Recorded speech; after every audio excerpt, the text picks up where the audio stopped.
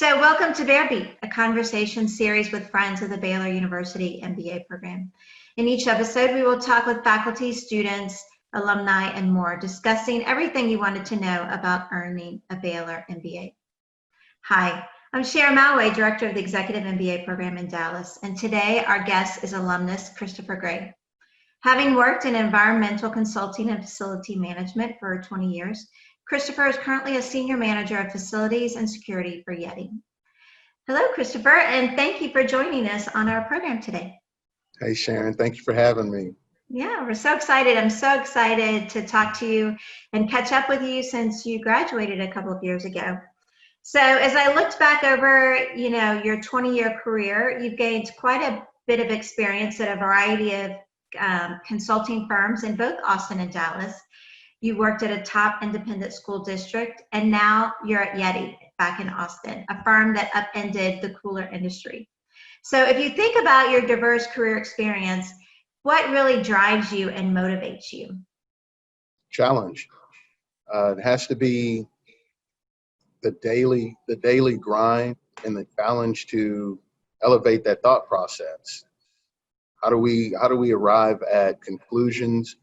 And what metrics do we use to rate whether or not that's an acceptable conclusion? So I think just that challenge. Good. Yeah, that's exciting. So it's my understanding you just started at YETI just a couple of months ago. Talk to us about the challenges of starting a new job in the middle of a pandemic. Well, from the facility perspective, it was actually ideal. Empty facilities, so you can get a lot of good baseline. Good data, if you will. Here's how things are designed to work. Here's how they're actually working, so you can get a good gap analysis there. From a human perspective, very, very strange and odd to go through the onboarding process completely virtual. But for YETI, it's been an incredible platform. We have a really good onboarding process virtually, an incredible talent team. So the onboarding process for me here was painless. Spoke to a ton of folks, got great energy, good feedback. So very difficult to discern whether or not the in-person onboarding would have been as effective as this was. But certainly a change from the traditional onboarding. Absolutely. And talking about that great human experience, right? One of my favorite impressions of you when you were in the MBA program is that you just always seem to love to have fun. You always had a smile on your face and an encouraging word for your classmates and the professors. So kind of talk to us about what your philosophy is and just general life overview, philosophy. Glass is always half full. If we want to just be really, really granular about it, you have to maintain this positive perspective. And you have to be committed to that. So that internal point of locus, if you will, just making sure that any situation that you're in, if it's a situation that you don't necessarily want to be in, you really need to be looking internally to figure out what piece of this did I control? And if I can control it and change it, let's change it and see what the outcome is. So you have to be willing to continue to go through these iterations in life. Every day is going to be different. If you're in a fast-paced environment like me, it may be every hour, every 30 minutes, where you're having to be flexible. I remember one of the major takeaways from the international trip we went to APAC was we asked an executive, said, hey, we're recent or about to be recent MBA grads. What's one of the things that you would expect? And he said agility. So when he kind of dialed into that, it was being able to think and process quickly. So that stuck with me, and it will.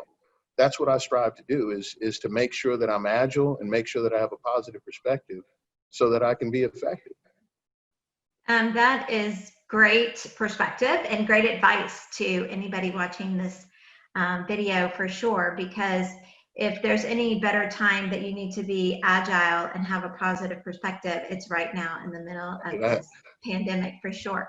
So as we speak to prospective students looking to earn their MBA, we always ask them a question: why are you wanting to earn an MBA? What's your desired outcome? So thinking about that to when you wanted to earn an MBA, what was your goal? And do you think you've achieved that goal now that you've graduated? It's a very thought-provoking question. For me, I was not certain.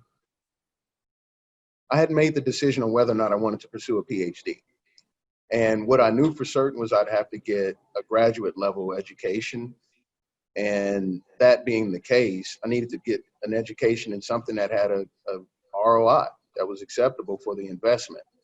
MBA, to me, the professional or full-time MBA, I was a bit beyond that in my career.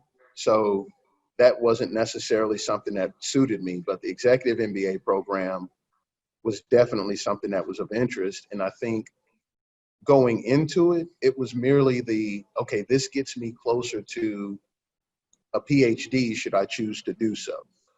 And knowing that on a daily basis, I'll get some takeaway from this. I can go to work Monday and apply some of these lessons that we've learned on the previous class session. In terms of, have I gotten it? Absolutely. And not just from a financial perspective, which to me is secondary in all of this, but certainly the return on the network. I wouldn't be standing in front of you right now if that wasn't true. Your cohorts, your classmates, professors, the return on that investment definitely was worth it. And and you guys told us that. Said, hey, these are relationships you would keep for the rest of your life. And truly that's how it is. That's how we feel when we meet. It's still very much the same energy. It's what are you doing? What can we do to help? Oh my goodness, you got a new kid or you got married. So I've definitely received an acceptable amount of ROI already. And based on where things are now, this is not the end of that ROI. Well, that is exciting to hear. It always warms my heart. One of my favorite pieces of my job is touching base with alums like yourself. And I love hearing stories of how the network is strong and paying dividends, and that y'all are staying in touch with one another long after graduation. Absolutely. So in closing, we're going to end with some fun, quick questions. So they're kind of yes or no questions. So if you're ready, we're going to go through a few of them. Okay, let's rock. Let's go. Early, late, or right on time? Early. Oh, good. Austin or Dallas? Austin. Favorite book, movie, podcast, TV show? Favorite book, My Share of the Task. Oh, good. Good. So what's your favorite way to express gratitude? Saying thank you. Great. So as a foodie and a baker myself, I have to ask you, what's for dessert? Nothing. Nothing. Oh, that's good. Chocolate chip cookie. Chocolate chip cookie. That's my favorite. Awesome. Chocolate chip cookie. Well, Christopher, thank you so much for taking the time to join us today. It's always such a joy to speak with you. Thank you very much. It's a pleasure. Great. That was alumnus Christopher Gray. For more inspiring conversations about the Baylor MBA program, head over to the Baylor Business School YouTube channel or visit Baylor/MBA, baylor.edu/MBA. Thank you for joining us on Bear Beat.